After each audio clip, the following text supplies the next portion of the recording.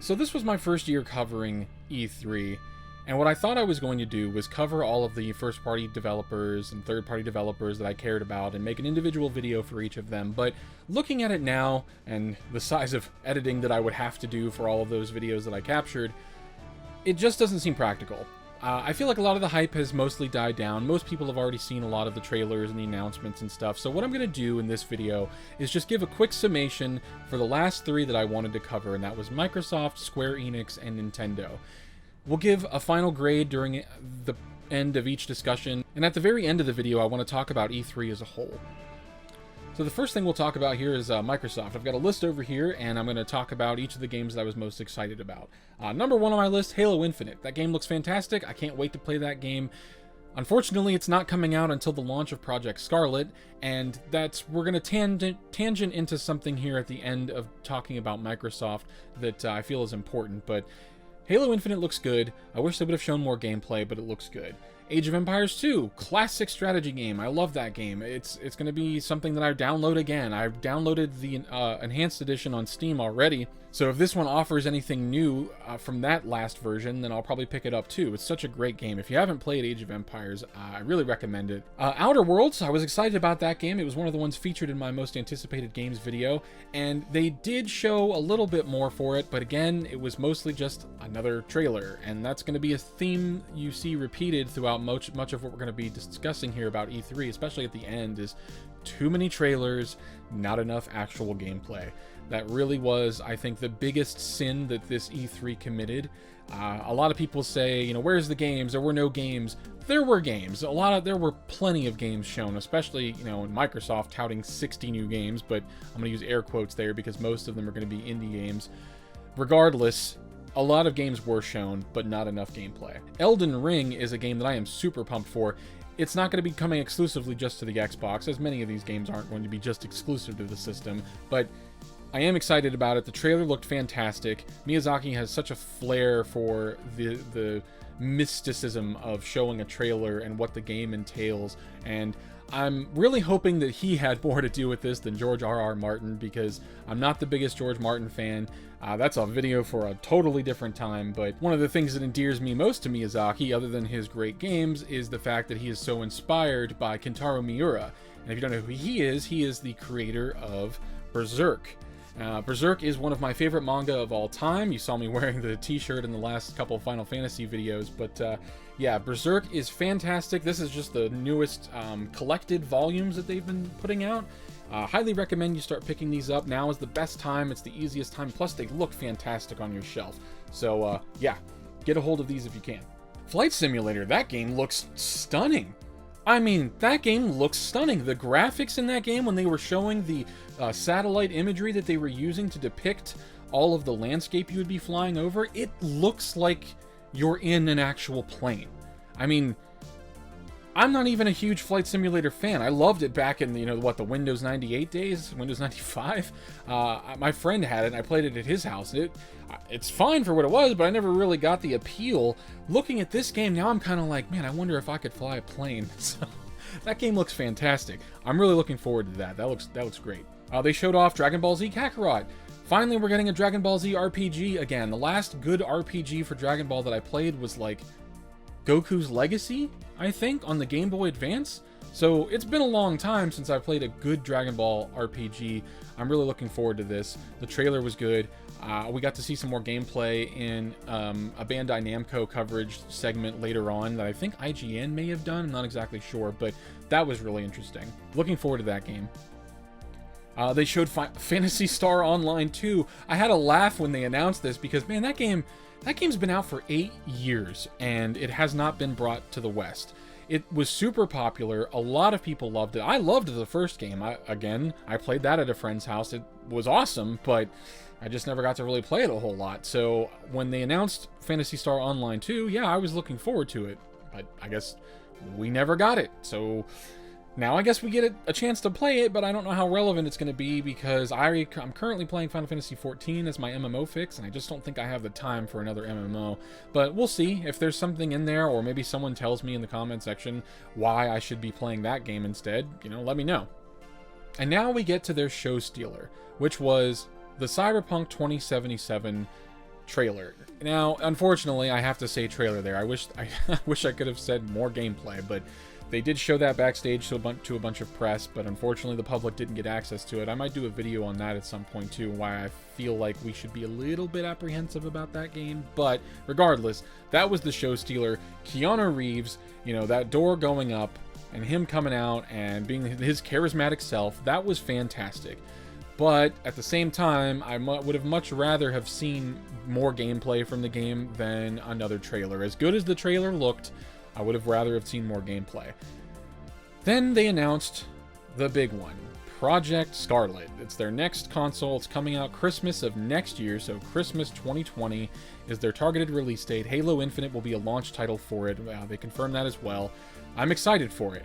It sounds awesome. They gave us this, you know, bunch of technical specs for it. They talked about more teraflops, and they talked about more frames per second. They talked about the solid state drive and memory and yada yada yada, and all this stuff that just sounds peachy.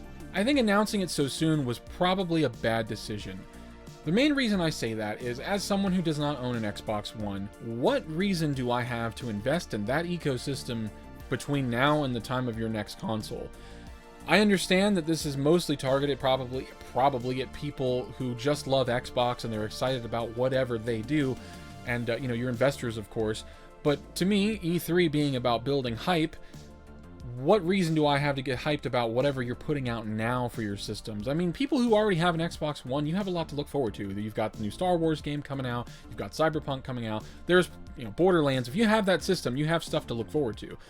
But as someone like me who doesn't have one, I have no reason to go and buy that system because there's just nothing on there that's that enticing to me that's an exclusive to that system. That's largely been the problem with Xbox. They just don't have a lot of exclusives. They haven't been utilizing Rare to their fullest extent. That was another thing that annoyed me, is that I've been wanting to play that Rare Replay collection that they put out, what was it, like a couple years ago?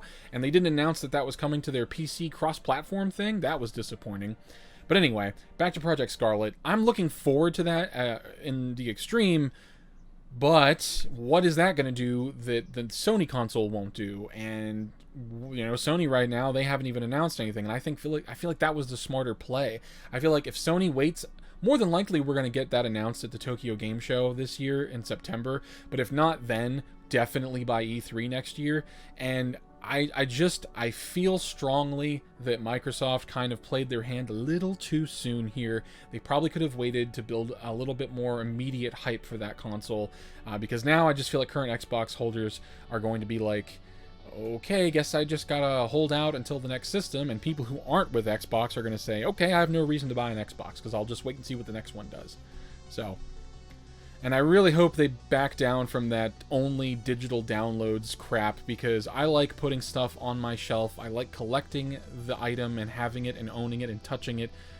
I'm not going to be invested in the system if it's only digital, so just saying. You know, Microsoft I thought was solid. I'm going to give it a B+. It looked good. They showed things that I was excited for.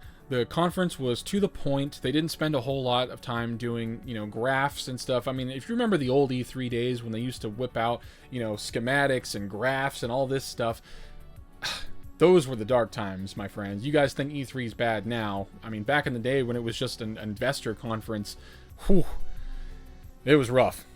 The next one I wanted to talk about was Square-Enix. Square-Enix was fantastic.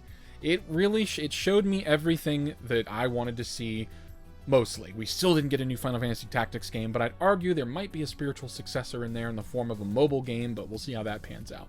But anyway, obviously the thing they announced that I was the most excited for was the Final Fantasy VII Remake, and man, did that floor me. They showed gameplay, they showed trailers, they explained how the battle system works. That was everything I wanted to see. It met every checkbox for that game that I was hyped for. So yes, I'm really looking forward to that game. It looks fantastic. We finally got to see Tifa. We finally got more explanations about it. And then if you watch my other Final Fantasy VII how big the game is video, they revealed that that game that we're getting that's going to be on 2 Blu-ray discs is just Midgar. It's just that first part of disc 1. That game's going to be crazy. I'm really looking forward to that. It's going to be so massive, but I'll probably be on my deathbed by the time it comes out. They showed off the Dragon Quest XI Definitive Edition for the Switch. They also covered that more on the Nintendo presser, but if you haven't played Dragon Quest XI, if you're a JRPG fan, it's a fantastic game. I love the Dragon Quest games. Those games do not get enough love here in the States or the West in general, and that's unfortunate because, yes, though they are formulaic, what they do so well, and sometimes you just want that comfort food. And to me, Dragon Quest is comfort food. It really is my traditional JRPG experience. You get a good, wholesome story, story of adventure. Dragon Quest XI was fantastic, and it looks like the Switch is getting the elements that were on the 3DS, which was exclusive to Japan, and some new elements as well. So, really looking forward to that. I'm probably going to rebuy that game when it comes out. I bought the Square-Enix online exclusive version of it on the PS4 when it came out last year, so definitely looking forward to that. Dragon Quest Builders 2. They showed off Dragon Quest Builders as well. I loved the first Dragon Quest Builders. It's a really fun pseudo-Minecraft game, but with more adventure elements. It really, if you've ever wanted more of a structured environment to Minecraft and more of a story to go along with that, that's the game to look at. You get past a lot of the cutesy graphics and stuff. It really is a relaxing game to play. It's fun, it's got a lot of adventure elements, and of course, mainly it's got a building element. You're trying to rebuild towns that you go to and help defend them against these hordes of evil. So, my biggest complaint about that game was that there wasn't enough reason to go out and seek out, like, tough enemies, and there wasn't a lot to do in the world other than go from point A to point B. That element about the game is lackluster, but I love the story. It's a great game. They also announced the Final Fantasy VIII Remaster. I really didn't think they were going to bother with that because that game is just not that popular. I mean, it has a very vocal fan base, don't get me wrong, but I was never a big fan of that game when it came out. We bought it, we played it with my mom, I remember. My brother took more to that game than I did. It's a good game, don't get me wrong. It's just, man, there's a lot of it that's just so convoluted. If you go back and play it as an adult, there's just a lot of elements there that don't mesh well, and a lot of that, Square has admitted in interviews that they were rushed making that game. The development cycle for that game was so hurried from the amount of time that they had to make Final Fantasy VII. So that's why a lot of the story elements are kind of hodgepodged and it's kind of patchy. It's still a decent game, don't get me wrong. It's probably, somewhere like, number 8 or 9 on my list of top Final Fantasy games. Regardless, fans of Final Fantasy VIII, I'm glad that you got the remaster that you wanted, and if you have a Switch or a PS4 or Xbox One, you can play this game in a much better state as opposed to PC gamers who have been able to mod that game since it came out on the PC. So, that's cool. Final Fantasy XIV Shadowbringers. Yes. Awesome. Fantastic. I love that MMO. I've been playing it now since, I guess, February was when I started playing it. So I'm really late to the party on the Final Fantasy XIV train, but man, is the story great in that game. It's a lot of time investment, a lot of time sink. A lot of my friends started playing it. I don't know that they're going to be able to get through it just because of how involved and how long it takes to get through that story. But regardless, there's a lot there in that game to do, and Shadowbringers looks fantastic. They dropped a pretty big story bomb in that trailer that they showed, and I'm really looking forward to that game. It's going to be great. Crystal Chronicles is coming to the Switch. If you didn't play that game on the GameCube, you should. Now, when I eventually got access to a GameCube, it was really late in the GameCube's life cycle, and it was like, we're talking, maybe 3 years or 2 years into the GameCube's life cycle was when I got mine, and Crystal Chronicles was one of the games I bought for it, and I loved it. I owned a Game Boy Advance, and I played that with my friends on the system. It was a really cool co-op experience. Didn't play it too much. We never got to, endgame in it, so I'm looking forward to actually playing that version with my friends. Looks fantastic. And then they showed off the new Avengers game. Now, the showing for it, I have mixed feelings. Apparently it's going to be one of those games as a service games, but they did say that characters and new levels are going to be totally free, so I'm thinking the monetization is going to come from customization in this game, but we don't really have all the details for that just yet. It looks a little rough. A lot of the characters are pretty boxy, and they are, again, focusing on a lot of the MCU characters, and for me, I'm really tired of those characters, personally. Thor is my favorite comic book hero of all time. Don't get me wrong. I love Thor. But we need, if you're going to do Thor, can we please go do cool Thor shit? Because if we're just constantly doing what's going on in New York City, I'm going to get bored. And that's my biggest complaint about it. They got all the big talent. Troy Baker's going to be in it. Nolan North is going to be in it. It's going to, you know, a lot of reason to get excited for the game, but I need to see more. What they showed, there just wasn't a lot of gameplay. It was mostly a trailer, and looks like that they're behind the characters without a HUD in some points where that's probably gameplay, but I really couldn't tell too well. We'll see. We'll see how that turns out. I'm cautiously optimistic for it. I do wish, though, that it wasn't MCU characters, and maybe we had some new Avengers, but I digress. My hopes for retro announcements were answered, because they announced Saga 3 is finally coming to the West, as well as Scarlet Grace, which I think that was a PS3 game? I'm not 100% sure. I actually never followed Saga after the second one, because that was the last one that we got here in the States. But that's cool. I mean, I liked 1 and 2, so I'll play Saga 3, absolutely. And I'll probably check out whatever that 3D version was, whatever the, I guess maybe it was a PS3 version? I'm not 100% sure. I'll have to look into that, but cool. I am all about retro stuff, so thank you very much, Square, for bringing that over. I appreciate you guys doing that. We'll get into that more with Nintendo. So then the last thing that they showed was Final Fantasy Brave Exvius War of the Visions, and it looks like it's going to be a pseudo-tactical RPG. And that caught my eye because I love Final Fantasy Tactics, and if this plays like Final Fantasy Tactics, I'm in. I'll play it. I'll give it a shot. It doesn't look like it's a gacha game. I hope it's not a gacha game. Please don't be another gacha game. We have enough of those on mobile. But if it plays like a tactics game, I will be interested, and I'll be sure to let you guys know if it's, you know, worth checking out or not. My final grade for the Square-Enix conference, I'm going to give that a solid A. It was fantastic. It showed me a ton of stuff I was excited about. It was to the point. You had a couple developers come out here and then. You did have some gameplay, at least in the beginning. And everything else that they announced was games that I was excited for. So for me, that's the most important thing. Show me the games I'm excited about, talk about when they're going to be coming out, and that's all I need to know. I don't need the horse and pony show like the Ubisoft conference. Ugh. So now we need to talk about who won E3, in my opinion, and that was Nintendo. Nintendo ran away with it. They just showed game after game after game. A lot of it was in-game, a lot of it was gameplay and not trailers. A fair few of it was trailers, but you had the perfect balance between all of that. It was 40 minutes long, it was to the point, and it was just games, games, games. Loved it. Obviously, the thing that I was excited for most was the Collection of Mana reveal. I love the Secret of Mana games. Me, my mom, and my brother played the crap out of that on the Super Nintendo. I loved that game, and I have hated that we never got Secret of Mana 3 in the States. When they announced this, I wish I would have captured footage for it, because when they announced it, I went nuts. I couldn't believe it. I reacted even more strongly to that announcement than I did to the Final Fantasy VII showing, because it's such a big deal for Square-Enix to bother with a game like that in 2019. A game that came out 20-something years ago. For them to invest in someone to go through and translate that game and at this stage. And then not only that, they didn't stop there.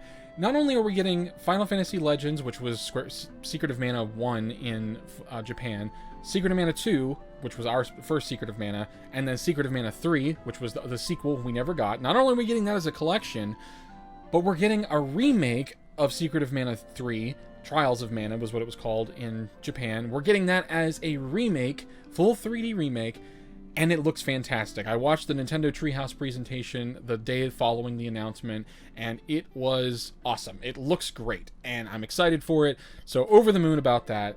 I'm going to stop ranting about Mana right now because I'm going to bore a lot of people. So yes, super pumped about that. They showed more stuff for Pokemon Sword and Shield. Great. I like Pokemon. I'm going to play it. People are going to buy that game regardless, and that game's going to just fly off the shelves like free pizza night at the Coliseum, but it's gonna be awesome. Looking forward to that. I'm still not big on the Gigantor mode thing that Pokemon do. That battle gimmicks just need to stop for me. That's probably a video I'll do at some other point, but I'm just so tired of battle gimmicks in Pokemon. Just make the fighting more kinetic. Keep a turn-based aesthetic, but make the fighting more kinetic. That's what I want to see. The next big one was Luigi's Mansion 3. That's cool. I only ever played the first Luigi's Mansion, though. I didn't play the one that was, I think, the Wii U was Luigi's Mansion 3? Or maybe it was the 3DS. I can't remember. But I didn't play that one. I did play the first one. I really liked it. I had fun with it. And I'm looking forward to the third one. I'll definitely play it. So the next game was one that I talked about in my most anticipated games at E3, and that was The Legend of Zelda Link's Awakening. They showed off more gameplay for that. They showed off new modes that you're going to be able to do, like there's going to be this cool customized dungeon thing that you can do to unlock rewards. The color dungeon from Link's Awakening DX is going to be in it, so awesome. I'm really looking forward to that, but I am super mad that Europe is getting a version of that game that includes a really sick steelbook that looks like an old school Game Boy with the old Link's Awakening logo on it, and man, I'm sad we're not getting that one. We are getting the art book that comes with, which is cool, but why not give us the steelbook too? Were the costs so prohibitive not to just give everyone the same bundle?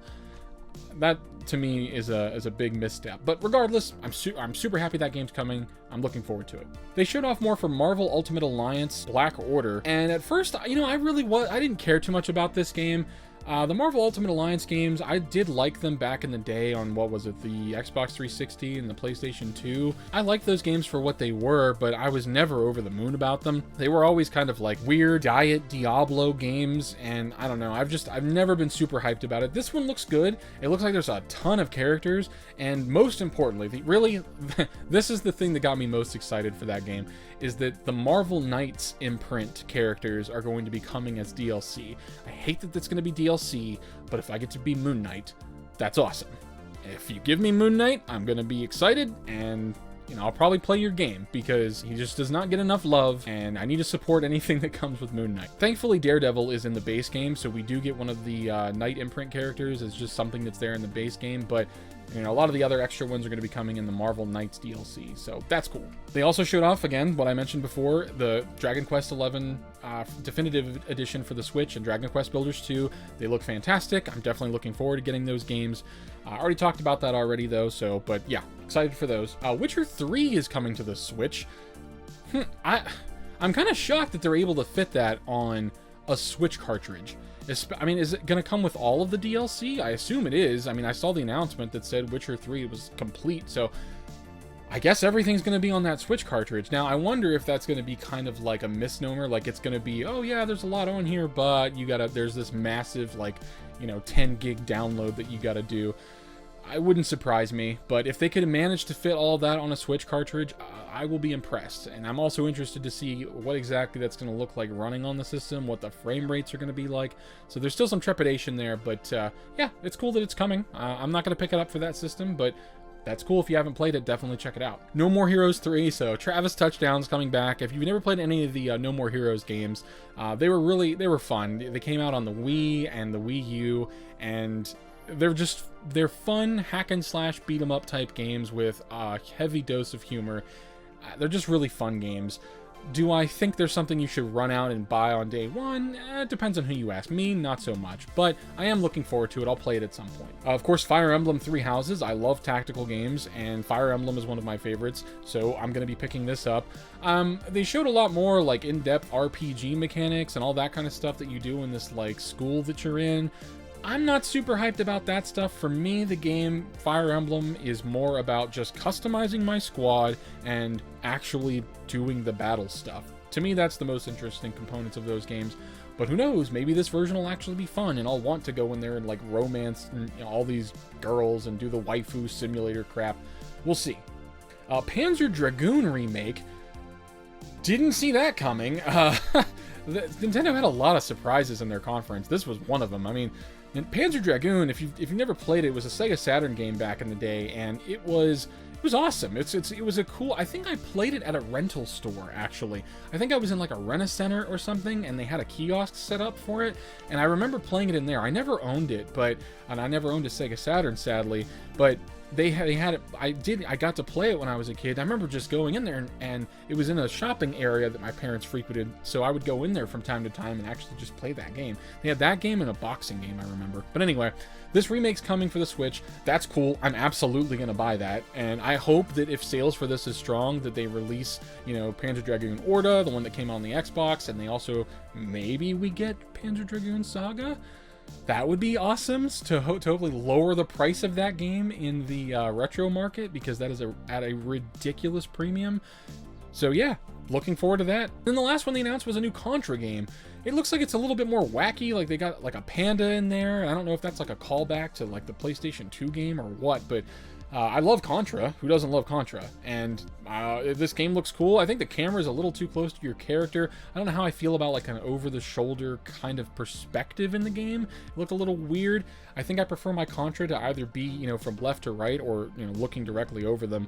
But I mean, I'm excited for it. I'll give it a shot if it's the right price. And Konami proving that they're still making video games. I mean, I can't complain about that. The last thing I want to mention here, it was in terms of retro announcements. If you're not aware, the 1UP Arcade was there, and they were showing off a bunch of their new cabinets. They showed a Teenage Mutant Ninja Turtles 4-player arcade cabinet, and wow.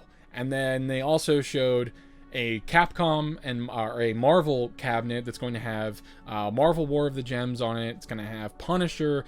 It looks... Oh, and I think just X-Men is going to be on it too. But that looks fantastic, and I've been somewhat vocally against the 1UP cabinets just because I feel like they're overpriced for what they are. I feel like they're very small, and you really need a lot of space in your house for these when you could just make enough space for one cabinet and build one yourself. I feel like that's a more efficient use of your time and money, but that's just me. I do think they look great if you've got the room for all of these things, but regardless, what they showed was awesome. I am really tempted to get the Turtles cabinet and that Marvel cabinet. And at the very end, they showed a surprise, and it was the old school vector-based Star Wars games. And if you've ever played those in the arcade, those were some good times. I mean, it was just, you know, a bunch of lines and that awkward little gunner controller that you had. I'm really looking forward to that because it's got all three of those original vector-based games on it, and to the fact that you'll have that in your house, to me, that's pretty cool. That's not a controller that you can just easily replicate, and whereas the other, you know, like a bar top arcade cabinet or a standing cab, you could just get, you know, a flat, you know, ball top controller for. This is something that's fairly unique, and I would be lying if I said I wasn't jealous. But God, these things are like $300 a piece, and I don't have the room for them. I don't know. Well, one day, maybe. And then the last retro announcement, really, that was the biggest thing, was we're getting a TurboGrafx 16 Mini. I'm excited for it. Awesome. I love the TurboGrafx 16. That was another system that I didn't own as a kid, but I had a friend who had. You know, everyone seems to have friends who own things that you don't, but that was one of them. A friend of mine, he had the TurboGrafx 16. I had a lot of fun with it. Bonk's Adventure was a game we played a lot, and then as I grew older, obviously I became more and more obsessed with Castlevania, and I was always remiss that we never got Rondo of Blood for the TurboGrafx 16 CD add-on. And so Japan, their TurboGrafx 16 Mini is going to include that game. Konami, if that isn't announced for the North American version, I am not buying it. I have no interest. A lot of those other games, yeah, I'm kind of interested in, but that's the one thing that would be like, all right, money on the table, I'm going to get it. So if that doesn't come stateside as an announcement, nope, I'm going to pass. So the grade I'm going to give Nintendo here, going to be an A++. Fantastic. They showed gameplay, they showed cool trailers, they had release dates, it was punchy and quick. It did everything that you wanted it to do and more. It exceeded expectations. The only thing that I was sad about from their presentation was they didn't show anything for Metroid Prime 4. And I kind of suspected that was going to be the case because the last update was back in January where they said, hey, we're rebooting this and we're going to be rebuilding it in-house with Retro's help. So we'll see. Hopefully they announce more of that, maybe at Tokyo Game Show. Who knows? The only thing that I was really kind of annoyed that wasn't shown off this year was Starfield. I was really hoping to see some more about that game, but you know, c'est la vie. What are you gonna do? I'm sure it's gonna be announced more at some point. We just have to give it time. A lot of the, you know, these gradings and a lot of these reviews for these things, largely it's just, hey, wait, be patient. It's coming. So that brings me to the last thing that I wanted to discuss, and that's E3 as a whole. Now, if you go online right now, if you go onto Twitter, if you go into Facebook, a lot of what you're going to read about E3 is going to be negativity. There are so many people out there that just, in my opinion, are very hyperbolic about E3. I wonder what most people are expecting out of E3. You know, I've seen people say, where are the games? They didn't show any games. Wrong. They showed plenty of games. I can literally go find dozens of clips from these conferences and show you new games that they announced, as well as gameplay shown for these things. Now, was every conference of equal make? Absolutely not. There were clear winners and clear losers in this E3. But I will say, on the whole, I was shown things that I care about, things that I was excited for. Again, if you go back into this video, if you go back into any of my other videos, Final Fantasy, the Mana series, Halo, I mean, game after game, Cyberpunk, even if we're not getting hard gameplay for some of these games, what we're being shown is enough to make me know, hey, this game's on track. It's going to be good. It's probably going to be good anyway, and I'm excited to check it out. That is the point of E3. It's to build hype. If these games didn't successfully build hype for you, absolutely, then, you know, this was a total bust for you. I understand that. For me, though, the worst I can say about this E3 was that it was underwhelming. It didn't jump over the moon and give me a car and pay all of my bills and do all of these magical things for me. No, but it did provide entertainment.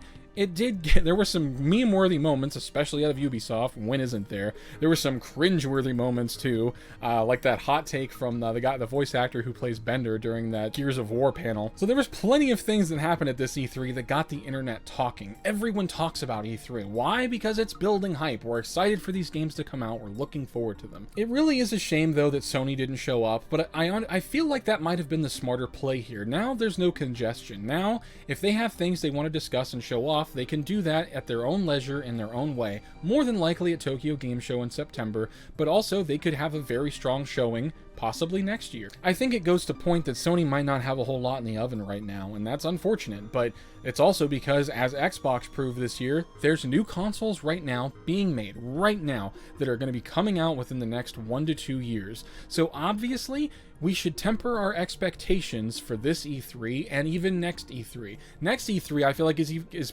probably going to be even bigger because we're going to be that much closer to the development of these consoles, and we're going to get even more announcements. My commentary right now is largely on the position of dialogue that you see about E3 on the internet. It's always negative. Everyone hates everything, and I know that sells. I know that gets people to click videos, but there are things that are announced that I thought were super worthy of consideration and things to really get excited about. Well, at least for me. But that's just my opinion. But thanks for watching the video, guys. If you liked it, let me know. If you didn't, let me know. If you want to subscribe to the channel, definitely do that. I'm going to be covering a whole plethora of stuff here. I'm going to be talking about games. I'm going to be talking about comic books. Got a lot of Comicsgate stuff to cover coming up. I'm going to be talking about movies. I still want to cover everything that happened with Captain Marvel and Brie Larson and my own take on that. That's coming in the pipeline. In fact, that will be my next video. Hold me to it. It's coming. And yeah, there's going to be plenty of things, I think, on this channel for people to like if you're into some sort of Venn diagram of those things like I am. And if you could, share the video around, post it on your social media. It really helps me grow the channel. That's what I'm trying to do here, but thanks to YouTube's algorithm and probably how mean I was to The Last Jedi, it seems like I've been pushed down a bit on their recommendeds list. But it could be because I haven't uploaded a video in over a year. So that could be it too, but we're back, guys. I promise I'm going to be making regular content from now on, so stick around. It's going to be fun. You guys have yourselves a great day. Have yourselves a great week, and we'll see you next time.